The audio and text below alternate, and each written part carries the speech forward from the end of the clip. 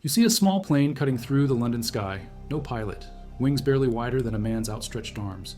A tube mounted on top, spitting fire and noise like a motorcycle with no muffler. 4:25 in the morning, June 13th, 1944. Grove Road, Bethnal Green. The engine stops. 12 seconds of silence. Then the railway bridge explodes. 6 dead, 30 injured, 200 homeless. Nobody in Britain knows what just hit them. The thing looked like a toy. It flew itself. It carried 1,830 pounds of high explosive, and it was aimed at the heart of London. The Germans called it Vergeltungswaffe 1, Vengeance, Weapon 1. The British would call it the Doodlebug, the buzz bomb. The thing that doesn't stop coming. Over the next 80 days, thousands more would fall. This is the story of the Fiesler Phi-103, the first cruise missile, the weapon that looked like it couldn't work but killed 6,000 people anyway. Attacks that make British civilians beg for mercy. On April 14th, he orders retaliatory strikes on British cities, not just London, anywhere with people. 2 weeks later, Argus Motran and Fiesler aircraft present a proposal. A flying bomb, no crew, no recovery, just pointed at England and let it go. On June 5th, they submit the specs to the Luftwaffe. Range of 300 kilometers, speed of 700 kilometers per hour. Warhead of 500 kilograms. The thing would be disposable, cheap, mass-produced. On June 19th, 1942, the project gets approved. Official designation, Fiesler Phi-103. Codename, Kirschkern. Cherrystone. Cover name, Flak Zielgerät 76. Flak target device. They're hiding what it really is. Field Marshal Erhard Milch awards the contracts. Argus gets the engine. Fiesler gets the airframe. Ascania gets the guidance system. By August 30th, Fiesler completes the first fuselage. It's not a rocket. It's not a turbojet. It's a pulsejet. Air comes in the front through spring-loaded shutters. Fuel sprays in. Spark plug fires. Explosion. The shutters slam shut from the pressure. Hot gas blasts out the back. Pressure drops. Shutters open again. The cycle repeats 50 times per second. The noise is ungodly. A rasping buzz that can be heard for miles. That's where the nicknames come from. Buzz Bomb, Doodlebug. The pulsejet produces 685 pounds of thrust at 3,280 feet altitude while flying at 435 miles per hour. It's crude. It's loud. It works. The whole thing is 8.325 meters long, wingspan 5.37 meters. The V1 is barely bigger than a large motorcycle with wings. A Focke-Wulf, FW-200 drops a prototype to check glide characteristics. December 10th, first powered test, air launch from the FW-200. The missile flies. December 24th, Christmas Eve, first ground launch from a concrete ramp at Peenemünde West on the Baltic coast. The thing flies for 60 seconds. Early tests hit ranges of 150 miles, with accuracy of half a mile. But the pulsejet keeps failing. The Ascania guidance system malfunctions. The steering goes haywire. Testing drags through 1943. By late September, mass production finally begins at the Volkswagen factory at Fallersleben. The Fieseler works at Kassel gets bombed. Deliveries stall. Testing of modifications, delays. Hitler wanted this thing operational in December 1943. He doesn't get it. Royal Air Force launches Operation Hydra. 600 bombers, 3 million pounds of explosives and incendiaries. Target, Peenemünde, the rocket research center on the Baltic where Germany's building the V2 ballistic missile and testing the V1. The raid kills 735 people, most of them slave laborers. The facilities are wrecked. Hitler orders production moved underground. August 22nd, he tells Heinrich Himmler to use concentration camp workers for future missile production. The site selected, Kohnstein Mountain near Nordhausen in Thuringia. Since 1936, the Wirtschaftliche Forschungsgesellschaft had been building a subterranean fuel depot there for the Wehrmacht. By late summer, 1943, it's almost finished. 2 parallel main tunnels, 46 cross tunnels connecting them. 20 kilometers of underground galleries, the largest underground factory in the world. On August 28, 1943, the first 107 concentration camp prisoners arrive from Buchenwald with SS guards. They work 14-hour days. They sleep on straw, on bare rock in the tunnels. Some don't see daylight for months. The temperature stays just below 60 degrees Fahrenheit. Damp, cold, no beds, inadequate food, no proper toilets. They relieve themselves in oil barrels cut in half. Deadly diseases run rampant: typhus, dysentery, tuberculosis. In the first 6 months, over 6,000 prisoners die or get sent to their deaths in other camps like Auschwitz or Mauthausen. The SS installs a crematorium to handle the bodies. By early 1944, the Mittelwerk factory is operational. On January 1st, 1944, it delivers its first 3 V2 rockets. All 3 have serious production defects. The SS considers the prisoners who expanded the tunnels too weakened or unqualified for assembly line work. New prisoners arrive from other camps. The weak ones get moved to newly created subcamps around Nordhausen. They keep digging tunnels. They keep dying. By May 1944, the Mittelwerk is producing 400 missiles per month, still far below the goal of 1,000. In August 1944, the factory accepts a contract for V1 production. V1 assembly begins in October and November in the south end of Tunnel A. The prisoners work 12-hour shifts, 6 days a week. Between 5,000 and 6,000 prisoners work for Mittelwerk. Another equal number work on construction projects. The company institutes a premium wage system. Prisoners can earn chits for the camp canteen, but it's still barbaric. In June, the directors issue a confidential decree to German civilian workers. Stop beating the prisoners, stop stabbing them with sharp instruments. Out of 60,000 prisoners sent to Mittelbau, Dora, and its subcamps, 20,000 to 25,000 die. At least 10,000 deaths can be attributed to the V2 program. The rest to other projects including V1 production and the underground fighter program.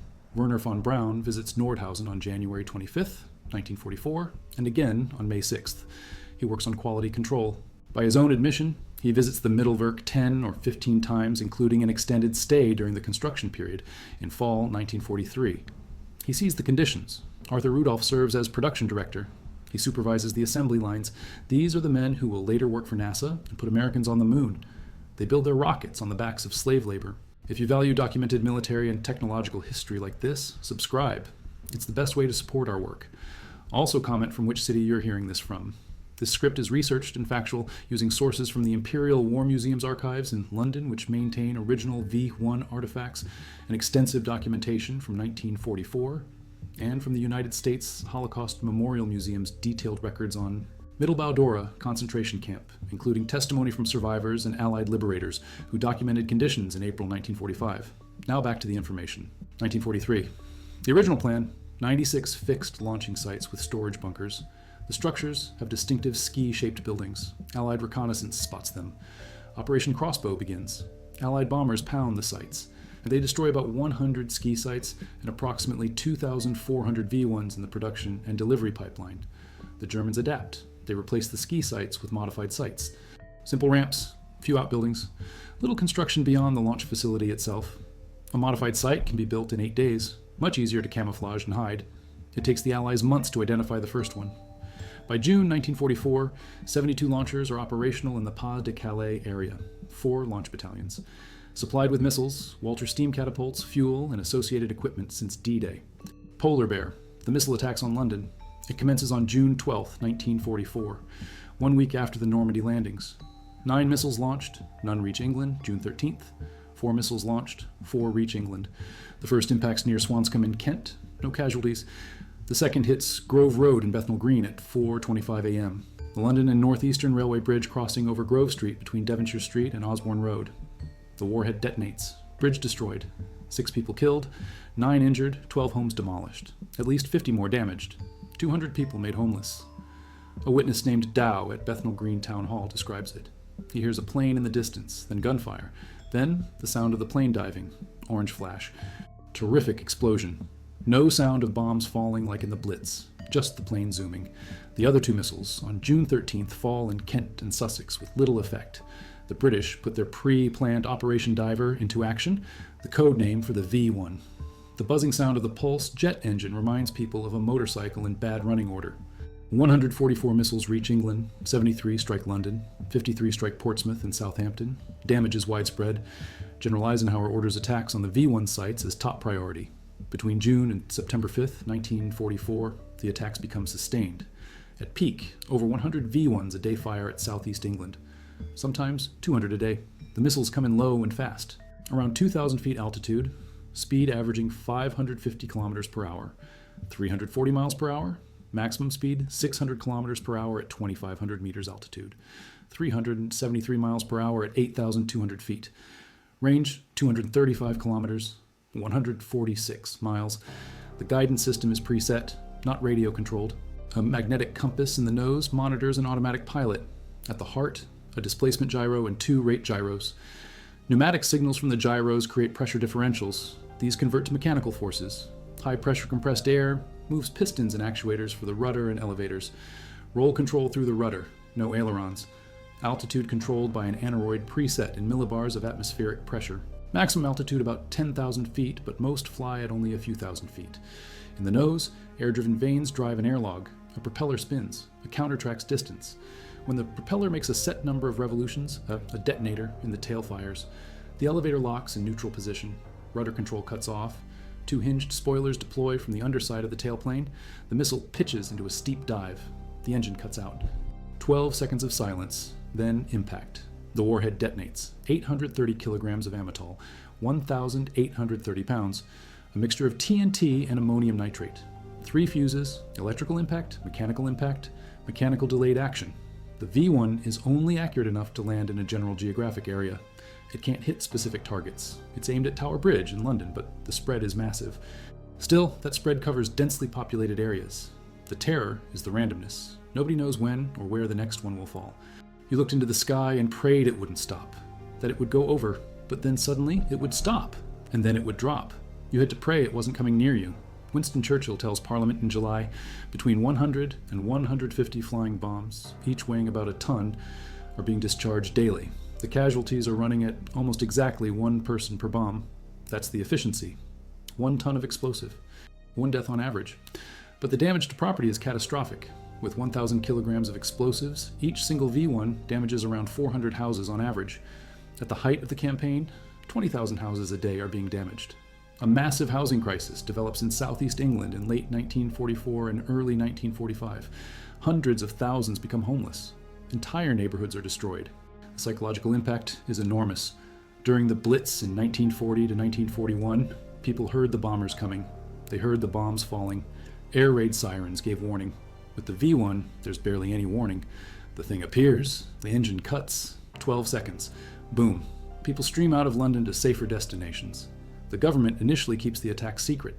Finally, on July 6, 1944, Churchill stands up in Parliament and explains what the V1 is. By then, 2,754 flying bombs have been launched at Britain. 2,752 lives claimed. Effectively 1 per bomb, as Churchill said. Another 8,000 hospitalized. Fast interceptors try to shoot down the missiles over the channel before they reach land. Second line, anti-aircraft batteries in Kent. Guns positioned to create a wall of flak. Third line, barrage balloons around London. Steel cables hanging from balloons flying at altitude. The V1s crash into the cables and explode. By August 1944, about 80% of V1s are being destroyed by the defenses. But that means 20% still get through, and the attacks don't stop. They're assigned to number 1 50 Wing RAF. The Tempest has a Napier Sabre engine with 2,200 horsepower. It can fly at 400 miles per hour at the altitude of the flying bomb. Roland Beaumont commands the Newchurch Wing. Number 3 Squadron. Number 4, 86 New Zealand Squadron. Number 56 Squadron. By September, the Tempest fleet builds up to over 100 aircraft. They fly day and night. Standing patrols over the English Channel, the Tempest share defensive duty with twin-engine de Havilland Mosquitoes, specially modified Republic P-47M. Thunderbolts also pressed into service. They have boosted engines, 2,800 horsepower, half their machine guns removed, half their fuel tanks removed, all external fittings removed, all armor plate removed, weight reduction for speed. North American P-51 Mustangs and Griffin-engined Supermarine Spitfire. Mark 14s are tuned to make them fast enough. Even the brand new jet-powered Gloucester Meteor is rushed into service with number 616 Squadron RAF. It has ample speed, but the cannons are prone to jamming. The Meteors shoot down only 13 V1s. One method: slide your wingtip to within 6 inches of the V1's wing. Use the airflow over your wing to raise one wing of the V1. If executed properly, this tips the V1's wing up, overrides the gyro, sends the V1 into an out-of-control dive.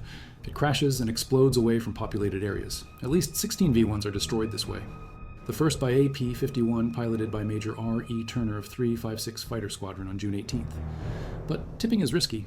The rolled steel construction of the V1 can damage the aluminum wings of the interceptors. A shot in the wrong place can detonate the warhead in flight. Debris damages or destroys the interceptor. Pilots prefer to shoot from longer range with cannons. They aim for the pulsejet or the warhead. Shooting is preferred. It explodes the missile in the air. Far fewer casualties than tipping it to explode on the ground.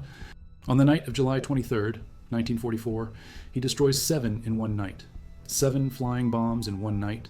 The Belgian ace squadron leader Remy van Lierde, number 164 Squadron, destroys 44 V1s with a further 9 shared. Wing Commander Roland Beaumont destroys 31. Flight Lieutenant Arthur Umbers, number 3 Squadron, destroys 28.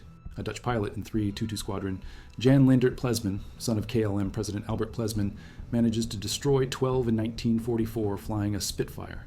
Between June and September 5th, 1944, a handful of 150 Wing Tempests shoot down 638 flying bombs. Number 3, Squadron alone claims 305. The Mosquito accounts for 623 victories. Spitfire 14, 303. Mustang, 232. All other types combined, 158. In total, about 1,000 V-1s are destroyed by aircraft. 72 Allied pilots and crew members lose their lives during the campaign. Barry himself is killed later when his unit is tasked with other missions as the V-1 threat dies down. His Tempest is hit by small arms fire over the Netherlands. He's awarded the Distinguished Flying Cross with 2 bars. This brings V-1s into range of the 40mm Bofors light anti-aircraft guns commonly used by Allied units. The gunners adjust their tactics. They create predicted fire zones. Gun-laying radar tracks the missiles. Proximity fuses are introduced. These detonate shells when they pass near the target. No direct hit needed. By late summer 1944, the anti-aircraft batteries are destroying almost half of the incoming missiles. 1,878 V-1s are destroyed by anti-aircraft fire between June and September. The barrage balloons account for 232. Over 2,000 barrage balloons are eventually deployed around London. Steel cables hanging from balloons at various altitudes. The V-1s fly into the cables. The impact either destroys the missile or sends it crashing down away from the intended target. It's not elegant, but it works. From July 1944 to January 1945, approximately 1,176 V-1s are air-launched. The He-111s fly over the North Sea. They use a tactic called low, high, low. They descend to exceptionally low altitude after leaving their air bases, wave top level.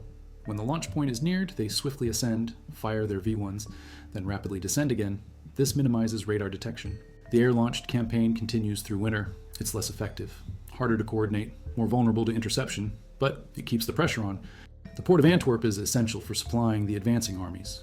Another 2,342 V-weapons, mostly V-2s, but also V-1s, fall in a 16-kilometer radius around Antwerp. In the 6 months following liberation in September 1944, Belgian towns are hammered. A post-war report estimates V-bombs killed 5,000 people and injured another 21,000 in Belgium, mostly in Antwerp and Liège. Cities under siege again. Several hundred extended-range missiles are launched at Britain from Dutch sites. They're also used to attack RAF forward airfields like Volkel in the Netherlands. But by this point, the Allied advance is unstoppable. The launch sites are being overrun, fuel supplies are dwindling, the German war machine is collapsing. On March 29, 1945, the last V-1 launch site in the Low Countries is overrun by Allied forces. The attacks stop. The campaign is over. Most from ground-based ramps. Nearly 2,000 from modified Heinkel bombers. Approximately 10,000 are fired at England.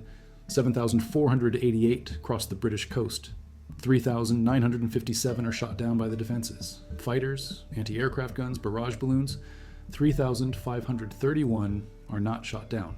Of those, 2,419 reach the London Civil Defence region. About 30 hit Southampton and Portsmouth.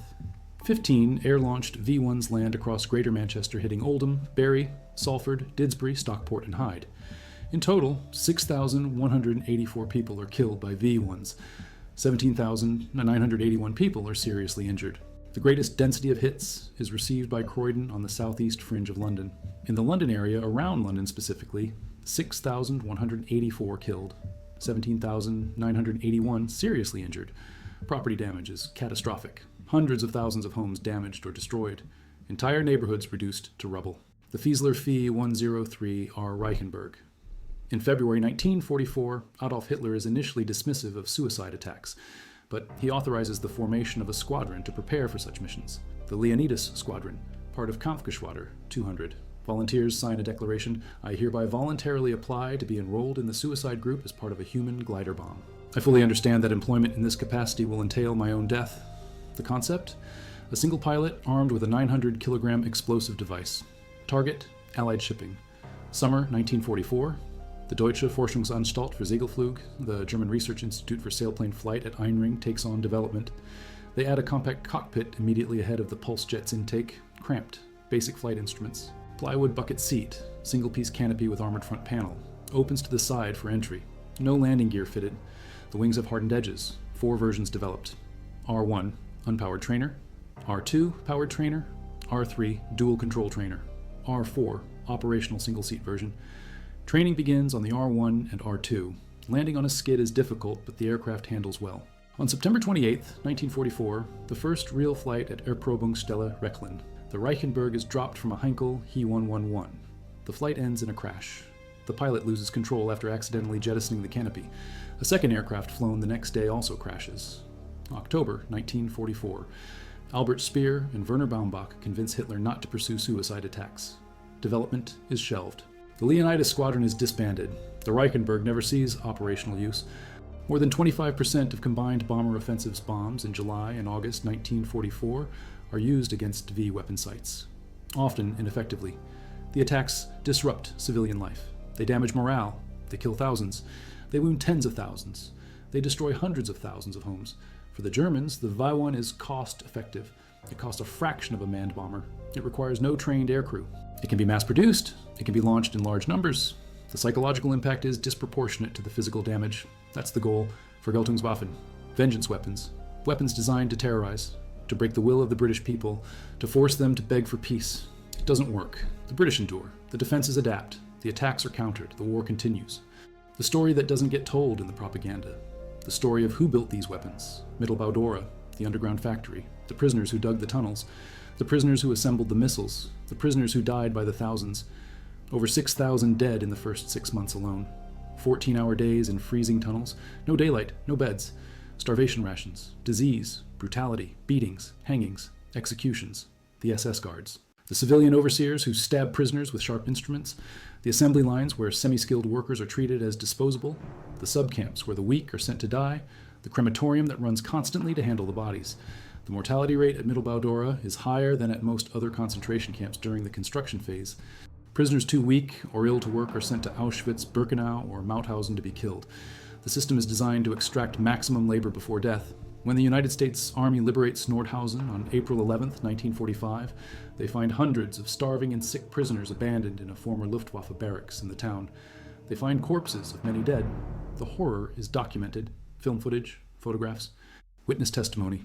The world sees what happened. But in the immediate aftermath, justice is incomplete. A handful of SS guards and capos are tried at the Nordhausen trial in 1947. One is sentenced to death. 14 receive prison sentences. Most of the engineers escape prosecution. Some continue their careers. Werner von Braun and his team surrender to the Americans. Operation Paperclip brings them to the United States. They work for NASA. They build the Saturn V rocket. They put men on the moon. Arthur Rudolph becomes a United States citizen. He works at NASA until 1984. When his role at Mittelbau is finally investigated, he agrees to leave the United States rather than face prosecution. He returns to Germany. The moral calculus is complex. The technological achievements are real. But they're built on slave labor, built on the deaths of 20,000 prisoners, built in tunnels where people died in darkness. Every V-1 that flew carried that history. Every missile assembled by prisoners working under threat of death. The Americans developed the JB-2 Loon, essentially a copy of the V-1. The Soviets developed their own variants. The concept evolves. Turbojets replace pulse jets, guidance systems improve, accuracy increases, range extends. But the basic idea remains. A small unmanned aircraft, a warhead, a guidance system, launched from a distance, flying low and fast, difficult to detect, difficult to intercept. Today's cruise missiles are descendants of the V-1. The Tomahawk, the Kaliber, the Storm Shadow, precision guidance, GPS navigation, terrain following. But the lineage traces back to Peenemünde, to the Argus pulse jet, to the Ascania gyros, to the Fritz Goslau and Robert Lucer designs, to the prisoners at Mittelbau who assembled them in the darkness. The V-1 campaign lasts from June 13th, 1944 to March 29th, 1945. 291 days. 80 days of sustained attacks on London at over 100 per day. Then sporadic attacks, air-launched attacks, attacks on Antwerp, extended range attacks in the final weeks. The last V-1 to hit, London lands on March 28th, 1945. The war in Europe ends on May 8th, 1945, 69 days later. In those final months, the Germans are launching whatever they can. V-1s, V-2s, anything to slow the Allied advance, anything to maintain the illusion that Germany can still turn the tide. It's desperation. The wonder weapons aren't wonder enough. The production capacity isn't sufficient. The strategic situation is irreversible. The Third Reich is collapsing. The launch sites are overrun. The supply lines are cut. The fuel runs out. The attacks stop, not because the Germans choose to stop, but because they can no longer continue. Seriously injured, lightly injured, but not names. The names are recorded elsewhere, in parish registers, in hospital records, in cemetery records. The Home Office maintains the records. The National Archives preserves them. Series HO193 bomb census maps, organized by bomb type and date. V1 flying bombs have their own category. The maps show the pattern, the density of impacts, the spread across southeast England, the concentration on London, the randomness within the target area, a Poisson distribution. The strikes don't cluster more than expected by chance. The V1 is accurate enough to hit London, not accurate enough to hit specific buildings. That's why it's a terror weapon. That's why it works psychologically. Anyone anywhere in the target area could be next. No safe zone, no predictable pattern, just random death from above. The Imperial War Museum in London displays a V1, museum object number 30020791, acquired from collections, preserved for history. The thing sits there, small, ungainly, the wings stubby, the pulsejet mounted on top looking crude, the nose cone housing the guidance system, the fuselage hiding the warhead. It doesn't look dangerous. It looks like something cobbled together in a workshop, like a toy. But this toy killed people. This toy destroyed homes. This toy terrorized a city. The Smithsonian in Washington displays another V1, acquired on May 1st, 1949 from the United States Air Force, restored in 1975 to 1976. The Museum of Flight in Seattle displays one assembled from parts recovered from the Mittelwerk factory at Nordhausen, a hybrid. Early A1 warhead on a later long range, B1E1F, one airframe with wooden wings, Fuji-23 trailing wire tracking antenna in the tail, characters PVC 1006 stamped into the lifting lug. This indicates it was intended to be air-launched from modified Heinkel He-111 bombers. Every museum piece is a reminder, a physical artifact of the campaign, a testament to the technology, a memorial to the victims. In Belgium, the city of Antwerp remembers 2,448 V1s fell on the city between October 1944 and March 1945. Another 2,342 V weapons total in the surrounding area. Thousands killed, thousands injured. The port was the target. The city suffered. Memorials mark the sites. The memory persists. In Britain, memorials are scattered across London. The site in Bethnal Green where the first V1 struck. The site of the Woolworth store in Lewisham, where a V2 killed 168 people on November 25th, 1944. The site in Chiswick, where the first V2 struck on September 8th. Each memorial tells the story. Each marks a place where people died. Each reminds us of the cost. In the National Archives, tucked away in the bomb census records, there's a map. Map sheet 5620 SEA. It shows Grove Road, the first V1 impact on June 13th, 1944. The detail is preserved. The railway bridge, the destroyed homes, the casualty count, 6 killed, 9 injured, 200 homeless. The map shows the exact point of impact, the spread of damage, the radius of destruction. It's not just statistics. It's not just numbers. It's a record of a moment. 4:25 a.m., June 13th, 1944. The first time Londoners faced a weapon that flew itself. The first time they heard the buzz. The first time they experienced the 12 seconds of silence. The first time they realized this was something new, something different, something that wouldn't stop until the launch sites were overrun and the war was over. That map sits in the archives, a document of terror, a record of innovation, a testament to human ingenuity turned toward destruction, a reminder that every technological advance carries a cost. And sometimes that cost is paid by those who had no choice. Prisoners in darkness assembling missiles, civilians in London waiting for the next buzz, soldiers in the air trying to shoot down a machine, all caught in the machinery of total war. All part of the story of the toy-like German flying bomb that terrorized London for 80 days and changed the nature of warfare forever.